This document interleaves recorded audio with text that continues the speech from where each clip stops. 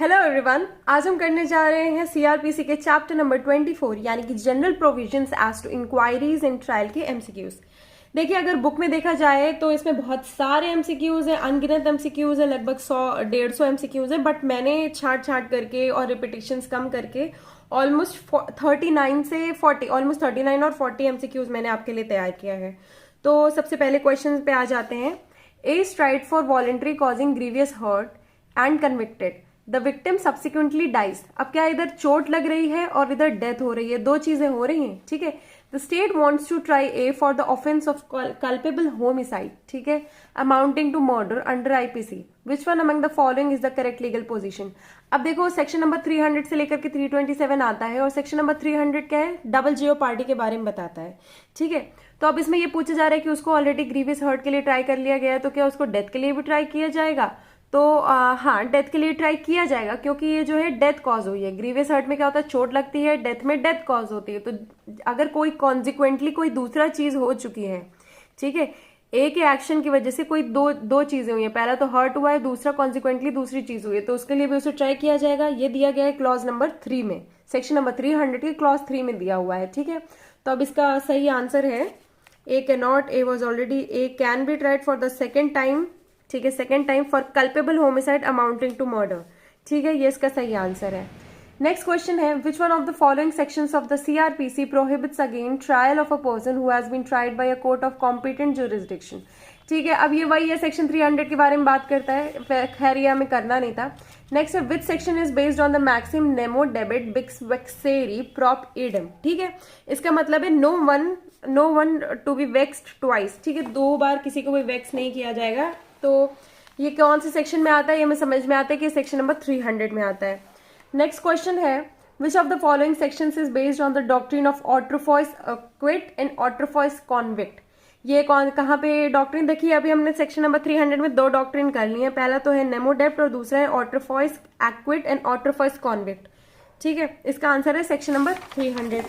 इसके बाद next question आता है, which of the following persons are entitled under section 302 CRPC to conduct the prosecution for the case without the permission of the magistrate। अब क्या है, इसमें magistrate की परमिशन के बगैर कौन कर सकता है, एंटाइटल्ड है कौन, सेक्शन नंबर 302 में। सेक्शन नंबर 302 में आ गए हम लोग, 300 हो गया था। 301 में क्या है, अपेयरेंस है, ठीक है, किसकी अपेयरेंस है, कौन अपेयर करेगा, पब्लिक प्रोसिक्यूटर बोलेगा कि ठीक है अब हम क्या करते हैं, केस स्टार्ट करते हैं, ठीक है। To conduct the prosecution of case without permission of the magistrate, तो ये कौन कर सकता है, ये कर सकता है, ये कर सकते हैं ऑल ऑफ द अबव, यानी कि पब्लिक प्रोसिक्यूटर, गवर्नमेंट एडवोकेट भी कर सकते हैं और असिस्टेंट पब्लिक प्रोसिक्यूटर कर सकते हैं। इसके बाद नेक्स्ट क्वेश्चन आता है, when an accused does not have sufficient means, sufficient means नहीं है अपने प्लीडर को एंगेज करने के लिए, अपने डिफेंस के लिए, ठीक है। तो तो it is insured by which section की स्टेट गवर्नमेंट जो है वो उसके डिफेंस के लिए प्रिपेयर करेगी, तो इसको हम लोग बोलते हैं लीगल एड। तो लीगल एड कौन से सेक्शन में दिया गया है, लीगल एड दिया गया है सेक्शन नंबर 304 में, ठीक है, 304 में दिया गया है। और 303 में क्या डिस्कस किया गया है, right of person against whom proceedings are instituted to be defended, जिसके अगेंस्ट प्रोसीडिंग इंस्टीट्यूटेड है उसके पास राइट होती है, 303 में राइट होती है, ठीक है। नेक्स्ट क्वेश्चन है ये वाला, The court may assign a pleader to an accused in a trial when it appears to the court that the accused does not have dash means to engage one। ठीक है, क्या कौन से means उसके पास नहीं है, sufficient means, adequate नहीं लिखा है, sufficient means लिखा है उस सेक्शन में कि उसके पास sufficient means नहीं है। कौन से सेक्शन में, 304 में, लीगल एड वाले में। नेक्स्ट क्वेश्चन है, consider the following statement regarding legal aid to accused at state expenses. ठीक है, लीगल एड स्टेट एक्सपेंसेस में अक्यूज के लिए क्या है, राइट ऑफ द अक्यूज, ठीक है, ये राइट ऑफ द अक्यूज है। चैरिटी बाय स्टेट ऐसा कुछ भी नहीं है, अगर किसी की राइट है तो वो किसी की चैरिटी नहीं है। Then available in trial before sessions court, देखिए सेशंस कोर्ट पे अवेलेबल है ओनली, ये जरूरी है, ये बहुत जरूरी है। बट बाद में अगर चाहे तो अमेंडमेंट वगैरह, अमेंडमेंट नहीं, गैजेट में नोटिफिकेशन के थ्रू क्या है उसे और कोर्ट्स के सामने ये अप्लाई किया जा सकता है। इसके बाद नेक्स्ट क्वेश्चन है, प्रोविजन ऑफ सेक्शन 304 क्या, लीगल एड वाला सेक्शन है ये, ठीक है। applies only when in a trial before the accused is not represented by a pleader and it appears that he does not have sufficient means to engage a pleader। ठीक है, तो इसमें क्या है, हाई कोर्ट। इसमें कौन करेगा? Only when a trial before high court, ऐसा तो नहीं है। इसमें है कोर्ट ऑफ सेशन। हम लोग ऊपर भी ये कर चुके हैं कोर्ट ऑफ सेशन वाली चीज, तो इसमें ज्यादा ध्यान नहीं देंगे। नेक्स्ट है who among the following is not empowered to tender pardon to accomplice under section 306। तो ये वाला भी क्वेश्चन यही है कि कौन करेगा। तो मजिस्ट्रेट ऑफ सेकेंड क्लास जो है, मजिस्ट्रेट ऑफ सेकेंड क्लास जो है वो टेंडर नहीं कर सकते हैं पार्डन अंडर सेक्शन 306। ठीक है, 306 में क्या है? 305 में तो अलग सेक्शन है, कॉर्पोरेट से रिलेटेड है। 306, 307 और 308 में जो है टेंडर पार्डन से रिलेटेड है। तो कौन सा कोर्ट जो है वो पार्डन टेंडर नहीं कर सकता है? वो है मजिस्ट्रेट ऑफ सेकेंड क्लास। इसके बाद नेक्स्ट क्वेश्चन है पार्डन में be tender to an accomplice under section 306 CrPC. अब देखो अकम्प्लिस से ही पार्डन, अकम्प्लिस जो है वही पार्डन टेंडर करेगा क्योंकि उसी को पता है अपने अकम्प्लिस के बारे में, ठीक है, ऑफेंडर के बारे में। तो वो क्या करेगा इसमें? He undertakes to make full and true disclosure of the fact relating to the offence. ठीक है, वो क्या करेगा? फुल डिस्क्लोजर करेगा फैक्ट्स के। तो इसमें है आंसर सी। इसके बाद नेक्स्ट क्वेश्चन है When may an accomplice be tendered pardon under section 306 of CRPC? अब उसको कौन सा स्टेज पे पार्डन मिलेगा? देखो अब इसमें यह है कि उसको कई सारे स्टेजेस में पार्डन मिल सकता है। तो जैसे कि only at the stage of, देखो इन्वेस्टिगेशन में भी मिलेगा, इंक्वायरी में भी मिलेगा, ट्रायल में मिलेगा। ठीक है, और इसका आंसर डी है जिसमें लिखा है कि any of the stage of inquiry और इन्वेस्टिगेशन और द ट्रायल। ठीक है, सारे आंसर्स वही है, मतलब सारे स्टेजेस में उसको मिल सकता है, यानी कि एनी टाइम। ठीक है, एनी टाइम। क्यों? क्योंकि एविडेंस की बहुत जरूरत होती है ताकि असली जुर्म वाले को पकड़ा जा सके। इसके बाद नेक्स्ट क्वेश्चन है the provision as contained in section 306 clause 2 CrPC. 306 क्या है? टेंडर पार्डन करने वाला। In relation to pardon to an accomplice applies to an offence punishable with. अब देखो जो कौन से ऑफेंस के लिए मिलेगा। अब ये तो नहीं है कि तुमने चोरी चकारी की है, छुटर पुटर वाली चीजें की है जिसके बारे में कोई पनवाड़ी बता देगा, है ना। पर इसमें यह है कि बड़ा ऑफेंस किया है। कितने साल की सजा मिली उसे? 7 साल की सजा मिली है उसे। अब इसके बाद नेक्स्ट क्वेश्चन है under which section, sorry under section 308 of the CrPC. 308 वाला जो सेक्शन है किस चीज के बारे में है? टेंडर पार्डन करने के बारे में है। ठीक है, an accomplice who does not comply with the conditions of pardon may be prosecuted and tried separately for the offence of giving false evidence but with the sanction of the. किसका sanction मिलेगा उसे? उसे sanction किसका मिलेगा? 308 में high court का sanction मिलेगा। एक बार फिर से देख लेते हैं 308 में क्या है। जो अकम्प्लिस जो है कंप्लाई नहीं करता है पार्डन के कंडीशन से, वो उसको प्रोसिक्यूट किया जाएगा, ट्राई किया जाएगा सेपरेटली। ठीक है, किस चीज के लिए? फॉल्स एविडेंस के लिए। देखो जनरली ये होता है फॉल्स एविडेंस के लिए ट्राई नहीं किया जाता है। कोर्ट को लगता है उसने जो भी एविडेंस दिया है मेरे सामने उसने सही दिया होगा। ठीक है, इसलिए किसका सैंक्शन चाहिए होता है? हाई कोर्ट का सैंक्शन चाहिए होता है। नेक्स्ट क्वेश्चन है क्या ना मजिस्ट्रेट, जो मजिस्ट्रेट है क्या वो इंस्पेक्ट कर सकता है? क्या इंस्पेक्ट कर सकता है? Any place. हाँ, क्या ना magistrate inspect any place of the commission of offence during trial. अब मजिस्ट्रेट क्या कोई भी देखो ये क्या है? 310 सेक्शन लोकल इंस्पेक्शन से रिलेटेड है। ठीक है, लोकल इंस्पेक्शन से रिलेटेड है। तो इसका आंसर है देखो नो मजिस्ट्रेट कैन नॉट, ना ऐसा नहीं, नो मजिस्ट्रेट। ये जो दोनों नो वाले हैं ना ये गलत हो गए। नेक्स्ट देखते हैं। Yes, magistrate can inspect for the proper appreciation of evidence. ठीक है, यही इसका सही आंसर है। किस लिए? मजिस्ट्रेट जो है वो एविडेंस को proper appreciation of the evidence के लिए वो क्या है? इंस्पेक्ट कर सकता है। इसको क्या बोलते हैं? Local inspection. ठीक है, नेक्स्ट इसके बाद क्वेश्चन है power under section 311 of CrPC can be exercised bye the court. 311 क्या है? विटनेस बुलाना। ठीक है, विटनेस को बुलाना, चाहे फिर से बुलाओ विटनेस को, पर विटनेस को क्या है इसमें? बुलाना। तो इसमें क्या है? To recall any witness. हाँ ठीक है, फिर से बुलाओ। To summon any witness who has been cited as a witness but not produce. ठीक है, आया नहीं है, प्रोड्यूस नहीं किया गया बट एज अ विटनेस लिखा गया उसका नाम के नीचे। To summon any witness who has not been cited as a witness. मतलब क्या है? इसका मतलब है बुलाना। तो इसका आंसर है ऑल ऑफ द अबव। ठीक है, किसी को भी बुलाना। इसके बाद नेक्स्ट क्वेश्चन है which of the following statement regarding section 311 of the CrPC is are correct. इनमें से कौन सी स्टेटमेंट जो है सीआरपीसी को लेकर के करेक्ट है, यानी कि बाकी 3 जो है वो गलत होंगी। तो इसमें है it confers the court with the power to summon material witness और एग्जामाइन पर्सन्स प्रेजेंट। सिर्फ प्रेजेंट लोगों को, ऐसा कुछ भी नहीं है। तुम समन भी कर सकते हो, किसी को रिकॉल भी कर सकते हो। ठीक है, नेक्स्ट है it gives a discretion to the court to examine the witness at any stage. ये तो सही लग रहा है। नेक्स्ट है it compels the court to examine a witness if his evidence appears to be essential. ऐसा नहीं है, एसेंशियलिटी पे नहीं है, ठीक है। और देखो एसेंशियल वाला नहीं है, वो किसी को भी कर सकता है, ऐसे एसेंशियल प्रेजेंट ऐसा कुछ लिखा नहीं हुआ है, तो इसका सही आंसर है बी। इसके बाद नेक्स्ट क्वेश्चन है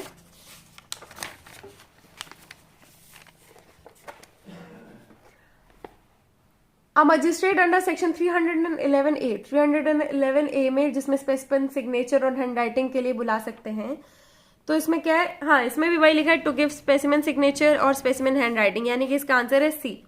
नेक्स्ट इसके बाद क्वेश्चन है statement of an accused is recorded, ठीक है। रिकॉर्ड होती है स्टेटमेंट किस लिए, to give him opportunity to state his defence state करने के लिए नहीं, to enable him to explain circumstances appearing in the evidence against him. हाँ यही इसका सही आंसर है। क्या है कि अक्यूज की जो स्टेटमेंट है वो रिकॉर्ड कब की जा सकती है, जब उसे क्या है एक्सप्लेन करना है।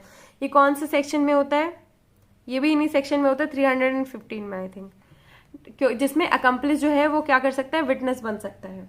इसके बाद नेक्स्ट क्वेश्चन है under section 313 of the CRPC 1973। अब इसमें क्या है, CRPC में 313 क्या है, A, B, C सारे क्लॉजेस पढ़ते हैं। इसमें है A, no oath shall be administered to accused when he is examined. हाँ तो यही इसका सही आंसर है, क्योंकि ओथ जो है वो नहीं दी जाएगी when an accused is examined. Accused की अगर एग्जामिनेशन होगी तो फिर कोई ओथ नहीं होगी। अब नेक्स्ट क्वेश्चन है under which section of CRPC an accused person can himself be a competent witness for the defence. अब अक्यूज्ड पर्सन किसमें कॉम्पिटेंट विटनेस हो सकता है, तो देखिए 314 में क्या है, ओरल आर्ग्यूमेंट्स होंगे, और 315 में क्या है, वो कॉम्पिटेंट विटनेस बन सकता है। नेक्स्ट क्वेश्चन है whether an accused may be a competent witness in his own defence. तो इसमें क्या है कि हाँ ऐसा है कि नहीं है, तो इसमें है कि if he applies in writing on his own request. देखिए अक्यूज को कॉम्पिटेंट विटनेस बनने के लिए ना खुद से लिखना होगा, खुद से बोलना होगा, खुद से बताना होगा, ठीक है। अनटिल एंड अनलेस, और अगर वो नहीं आता है ना वहां पे, तो भी उसके बारे में कोई गॉसिपिंग नहीं करेगा। अब नेक्स्ट क्वेश्चन है an accused having been called to examine himself on a request in writing, ठीक है। अक्यूज जो है वो रिक्वेस्ट किया है उसने कि राइटिंग में कि मैं विटनेस बनूंगा, तो इसमें क्या है, must necessarily examine himself. Next है has the liberty not to give evidence without giving rise to any presumption against him. तो ये इसका सही आंसर है। इसका मतलब है कि उसके पास लिबर्टी है कि वो चाहे या ना चाहे आना तो आ सकता है, या नहीं चाहे तो नहीं आना है उसे, ठीक है। उसके उस पे कि अगर वो नहीं आया तो उस पर कोई प्रिज्यूम नहीं करेगा कि अरे यार ये ऑफेंडर है। Know unnecessary gossiping, unnecessary assertions कोई नहीं बनाएगा। नेक्स्ट क्वेश्चन है इन the case of an accused facing inquiry or trial though not of unsound mind but not capable of understanding the proceedings। अगर उसको क्या है proceedings जो है वो समझ में नहीं आ रही तो क्या होगा, the court shall proceed with the inquiry। फिर इसके बाद है और trial the court shall not proceed, ऐसा भी नहीं है, the court may proceed with the inquiry और trial after obtaining necessary orders from the high court, या फिर the court may proceed with inquiry और ट्रायल, ये सही है, प्रोसीड करेगा। And in the case the same results in conviction, ठीक है। अगर वो कन्विक्शन में रिजल्ट करता है तो क्या करेगा, फॉरवर्ड करेगा प्रोसीडिंग्स को to the high court. High court को क्या करेगा, उस प्रोसीडिंग्स को फॉरवर्ड करेगा along with a report on which high court shall pass such orders as deem fit, ठीक है।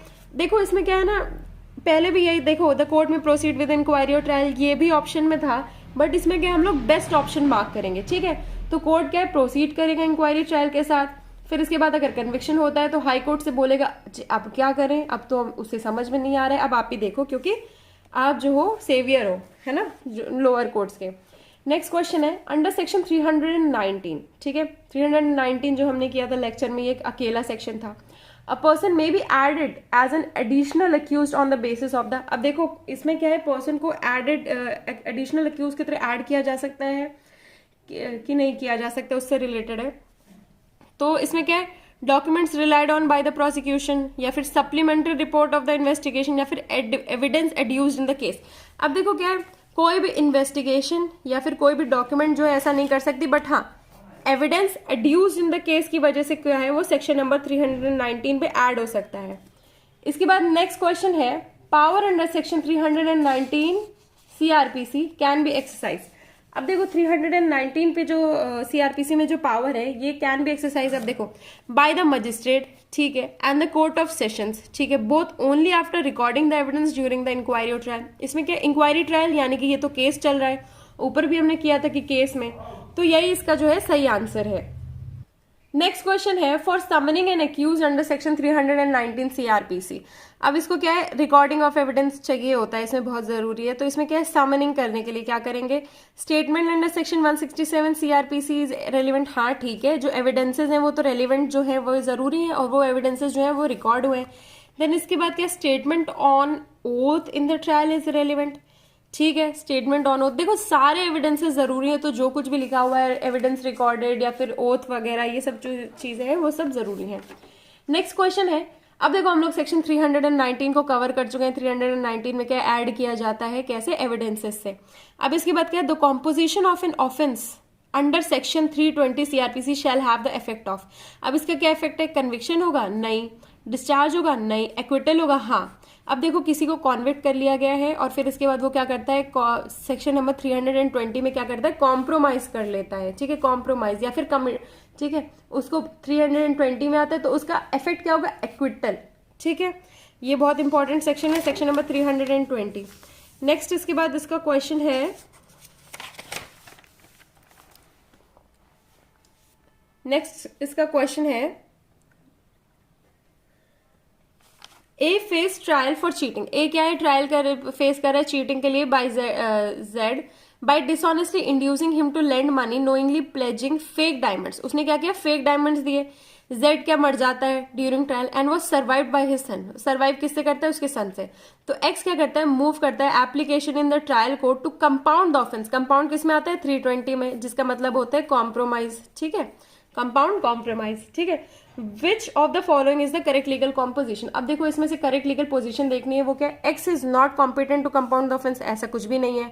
On the death of the complainant, ठीक है, Z the trial proceeding shall abate, ऐसा भी नहीं है, ठीक है। नेक्स्ट है, court can not entertain such an application, ऐसा भी नहीं कि डेथ के बाद एंटरटेन नहीं कर सकते। नेक्स्ट क्या है, x can compound the offence with the consent of the court, ठीक है। एक्स जो है वो क्या है, उसका लीगल रिप्रेजेंटेटिव है और वो क्या करवा सकता है, कोर्ट के कंसेंट से उस ऑफेंस को क्या करवा सकते हैं, कंपाउंड करवा सकता है। इसके बाद नेक्स्ट क्वेश्चन है, who can withdraw case from the prosecution under section 321 CrPC. कौन विड्रॉ कर सकता है केस सेक्शन 321 सीआरपीसी में, तो इसका आंसर है public prosecutor in charge of a case with the permission of the court. अब देखो पब्लिक प्रोसिक्यूटर क्या है ना, उसके पास रिस्पॉन्सिबिलिटी है, तो वही जो है विड्रॉ कर सकता है। अब देखो सेक्शन नंबर 321, 322, 323 और 325 जो है हमने पैरेलल बॉक्स में किया था, ठीक है। तो उससे आप याद रखना कि उसमें क्या है ना, केस जो है वो फाइनली क्या है, जजमेंट नहीं मिला है केस का। तो 321 में कौन कर सकता है, पब्लिक प्रोसिक्यूटर क्या कर सकता है, विड्रॉल। इसमें क्या है, विड्रॉल हो रहा है। इसके बाद नेक्स्ट क्वेश्चन, अब देखिए 321 जो है वो बहुत इंपॉर्टेंट है, ये कई बार मल्टीपली रिपीट हुआ है। इसके बाद वाला क्वेश्चन है, एट एनी टाइम कब, बिफोर द जजमेंट, ठीक है, is pronounced, prosecution of any person may be withdrawn with the consent of the court by। अब देखो क्या है, prosecution of the witness जो है withdrawn कब हो सकता है, ये on whose instance first information report was recorded। ऐसा कुछ भी नहीं है कि जिसने FIR करवाई है वो withdraw करेगा, नहीं। इन्वेस्टिगेशन ऑफिसर नहीं, public prosecutor, assistant public prosecutor in charge of the case, वो कर सकता है। किसमें, 9 इस वाले क्वेश्चन में, ठीक है, किसमें, 321 सेक्शन 321 ऑफ सीआरपीसी में, ठीक है।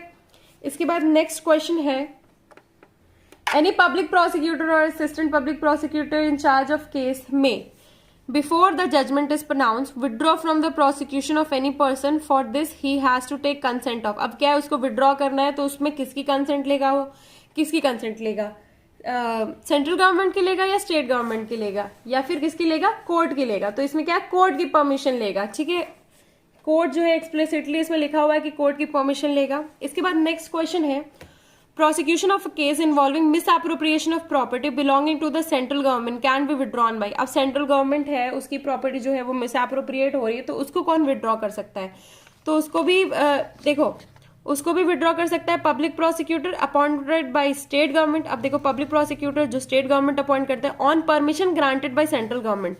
देखो जो हेड करेगा इस चीज को, जो परमिशन देगा इस मेन चीज की, वो कौन देगा? सेंट्रल गवर्नमेंट देगा, क्योंकि प्रॉपर्टी इसकी है, सेंट्रल गवर्नमेंट की है। नेक्स्ट क्वेश्चन है application for withdrawal from prosecution bye the prosecutor under section 321 of CrPC can be made only after. अब क्या है, ये जो है विड्रॉल, इधर भी विड्रॉल हो रहा है, 321 में हो रहा है, किसमें? Public prosecutor from prosecution bye the prosecutor, ठीक है, can be made only after. अब किस चीज के बाद ये विड्रॉल हो सकता है? तो अब इसमें हम सारे ऑप्शंस देखते हैं। पहले क्या, decision is taken by the concern government and conveyed to the court by the prosecutor, ठीक है। डिसीजन कौन करता है? कंसर्न गवर्नमेंट करती है, यानी कि स्टेट गवर्नमेंट या फिर सेंट्रल गवर्नमेंट। नेक्स्ट क्या है, decision has been made in public faith.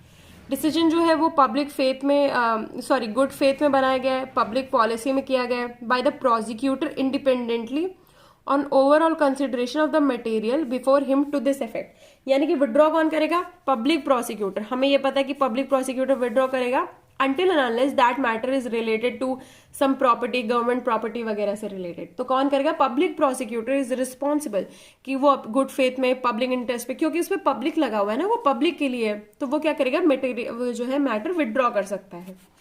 इसके बाद नेक्स्ट क्वेश्चन है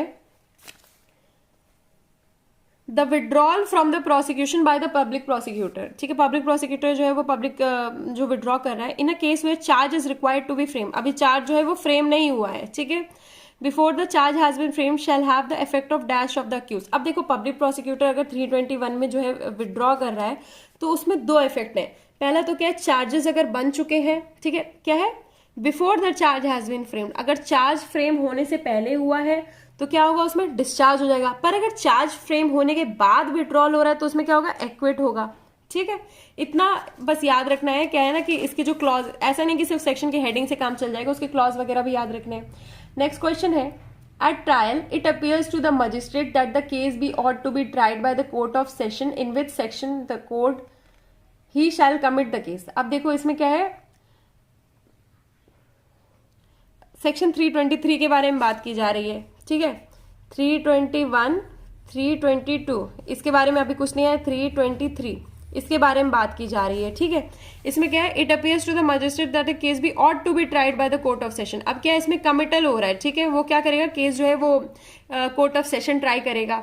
इन्हें लग रहा है ऐसा, तो वो किस में चला, ऐसे कमिट होगा? 323 में किसकी बात हो रही है? कमिटल की बात हो रही है, ठीक है। नेक्स्ट क्वेश्चन है बिसाइड सेक्शन 209 ऑफ सीआरपीसी, ठीक है। सेक्शन 209 के अलावा जो है which other section also provides for committal of case to the sessions court. 209 के अलावा और कौन सा सेक्शन है जो प्रोवाइड करता है कमिटल? वो है सेक्शन 323 जो हम अभी ऑलरेडी कर चुके हैं। नेक्स्ट क्वेश्चन है when ever a magistrate is of opinion after hearing the evidence for prosecution and the accused that the accused is guilty, accused जो है वो guilty है, मजिस्ट्रेट को ऐसा लगता है, ओपिनियन है उसका, that he ought to, इसमें क्या है, that he ought to receive a severe punishment। अब देखो मजिस्ट्रेट को इधर लगता है कि अरे यार हम उसको वैसी पनिशमेंट दे नहीं पाएंगे जैसे वो डिजर्व करता है, ठीक है। then such magistrate is empowered to inflict the magistrate may forward the case to। अब मजिस्ट्रेट किसको फॉरवर्ड कर देगा केस? मजिस्ट्रेट फॉरवर्ड कर देगा वो केस चीफ जुडिशियल मजिस्ट्रेट, ठीक है। जिस सीजीएम के अंडर वो आता है वो उन्हें क्या कर देगा, ठीक है। अब इसमें ये कौन से सेक्शन के अंडर आता है? ये आता है procedure when magistrate can not pass sentence sufficiently severe. ये किस में आता है? 325 में आता है, ठीक है। जो हमने ऐसे में किया था तो 325 इधर आता है। ये सफिशिएंट नहीं है, ये कमिटल हो रहा है, ठीक है। ये क्या है, विड्रॉल हो रहा है, ठीक है। अभी हमने इतना पढ़ा है, यानी कि 325, 323 और 321 इंपॉर्टेंट है। नेक्स्ट इसके बाद जो लास्ट क्वेश्चन हमारे इसका है वो है a matter before the court which is not an evidence in the case.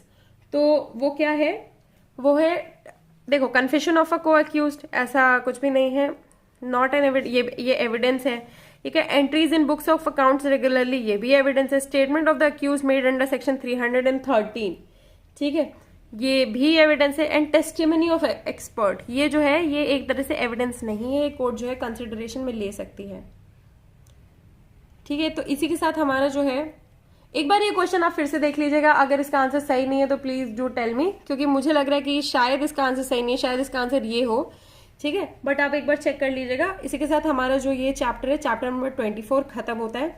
बाकी आपको अगर वीडियो वगैरह अच्छा लग रहा है तो please do like, share and comment. Thank you.